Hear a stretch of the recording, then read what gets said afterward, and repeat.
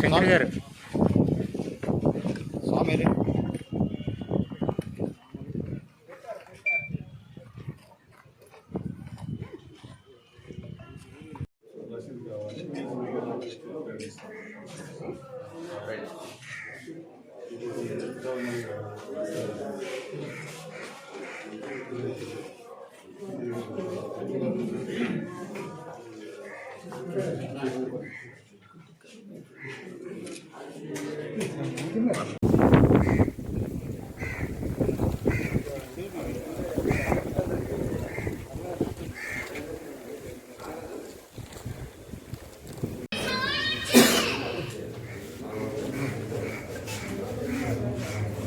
అలాగే డిఎస్పీ గారు రెండు ఉన్నాయండి, అక్కడ కూడా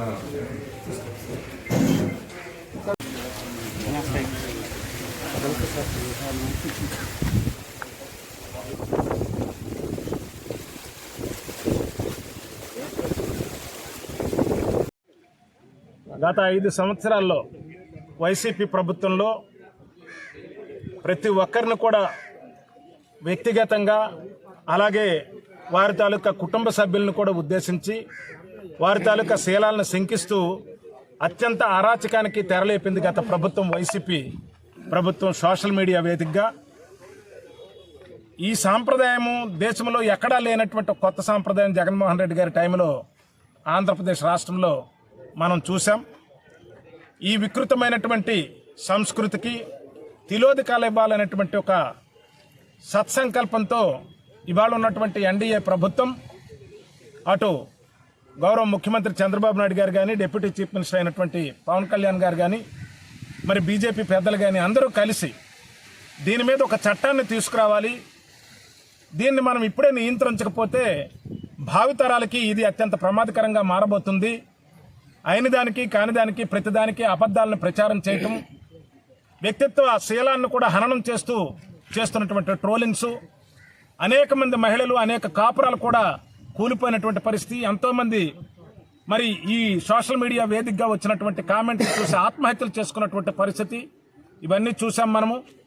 దాన్ని గత ప్రభుత్వము ఒక పేటెంట్ హక్కులాగా అనేక డిపార్ట్మెంట్లలో అవుట్సోర్సింగ్ల్లో వాళ్ళ తాలూకా కార్యకర్తలను ఉద్యోగాల పేరుతో నింపి వాళ్ళ ద్వారానే ప్రత్యేకించి సజ్జల భార్గవ రెడ్డి ఒక అతన్ని పెట్టి ఈ సోషల్ మీడియాని ప్రేరేపించి చేసినటువంటి పరిస్థితి మనందరం చూసాం. అది రాష్ట్రంలోనే కాదు, అటు చంద్రబాబు నాయుడు గారి కుటుంబాన్ని వదలలేదు, గౌరవ డిప్యూటీ చీఫ్ మినిస్టర్ అయినటువంటి పవన్ కళ్యాణ్ గారి కుటుంబాన్ని వదలలేదు, ఆఖరికి మన నియోజకవర్గంలో ఉన్నటువంటి గౌతు కుటుంబాన్ని కూడా వదలకుండా ఇష్టారీతిన చేసినటువంటి ట్రోలింగ్స్ మనం చూసాం. ఆ దానికి తిలోదకాలు ఇవ్వాలని ఏదైతే ఇవాళ మన జరిగినటువంటి బడ్జెట్ సెషన్స్ లో ఒక చట్టం కూడా చేయటం జరిగింది. ఈ సోషల్ మీడియా వేదికగా ఎవరైతే హద్దులు మీరి ప్రవర్తిస్తారో వారి మీద చట్టపరమైనటువంటి చర్యలు తీసుకోవాలని చెప్పేసి పీడీ యాక్ట్ ను కొత్తగా పునరుద్ధరిస్తూ దానికి చట్ట రూపం కూడా కల్పించారు.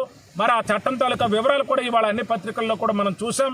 ఈసారి నుంచి ఇటువంటి తప్పుడు ప్రకటనలు చేసినటువంటి వాళ్ళకి, తప్పుడు విషయాల్ని సోషల్ మీడియా వేదికగా ట్రోలింగ్ చేసినటువంటి వాళ్ళకి గరిష్టంగా 1 సంవత్సరం పాటు జైలు శిక్ష, 1 సంవత్సరం పాటు బెయిల్ కూడా వచ్చే అవకాశం లేకుండా చేసినటువంటి ఒక చట్టాన్ని మా ప్రభుత్వం తీసుకొచ్చింది.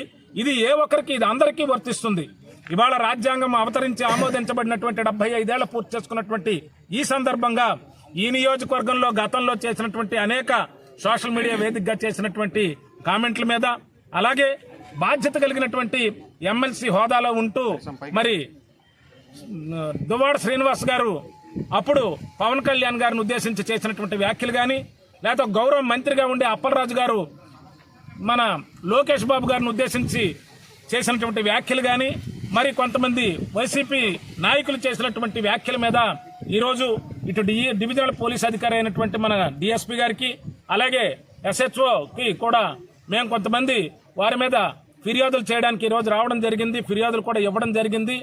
ఇది రాజకీయాలకు అతీతంగా ఎన్డీఏ ప్రభుత్వం చేపట్టినటువంటి ఈ చట్టం రేపు భవిష్యత్తులో ఏ ఒక్క ఆడపిల్లని ఎవరు వేధించినా సరే కఠినమైనటువంటి చర్యలు చేపట్టాలన్నది ప్రభుత్వం దృఢ సంకల్పంతో ఉంది. దీన్ని ఇక్కడితోటి దీనికి తిలోదకాలు ఇవ్వాలి. భవిష్యత్తులో ఒక మంచి సాంప్రదాయంగా రాజకీయాలు జరగాలి. ఒక మంచి విలువలతో కూడినటువంటి రాజకీయాలు జరగాలన్నటువంటి ఏదైతే సంకల్పంతో మా ప్రభుత్వం తీసుకున్నటువంటి నిర్ణయంలో భాగంగా గతంలో చేసినటువంటి ప్రతి ఒక్క నేరస్తుడికి కూడా చట్టపరంగా శిక్షించబడాలనేటువంటి ఆలోచనతో మాత్రమే కక్ష సాధింపులైనటువంటిది లేకపోయినా కానీ చట్టం దాని పని అది చేసుకుపోతుంది. చట్టపరంగానే వాళ్ళందరినీ కూడా మనం నియంత్రించగలగాలనేటువంటి ఒక సదుద్దేశంతో ఇవాళ రావడం జరిగింది. అందులో భాగంగానే ఇవాళ డిఎస్పీ గారికి సిఐ గారికి కూడా కొన్ని ఫిర్యాదులు చేయడం జరిగింది. తప్పనిసరిగా పోలీసు అధికారులు కూడా వీటి మీద చర్యలు తీసుకుంటారని ఆ వీడియో క్లిప్పింగ్లు ఆధారాలతో సహా మేము ఇచ్చాం.